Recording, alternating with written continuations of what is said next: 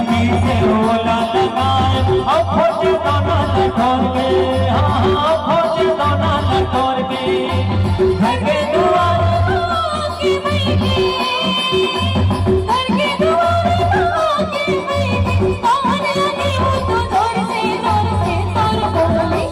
तोर बोले के लागे गजाम तोर बोले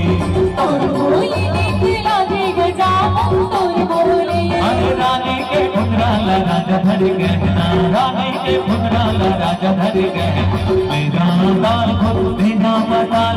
दशरा के ओरे रायपुर के करे करे धर दिया परमाती परे बना तोर बोले निकला गजाम तोर बोले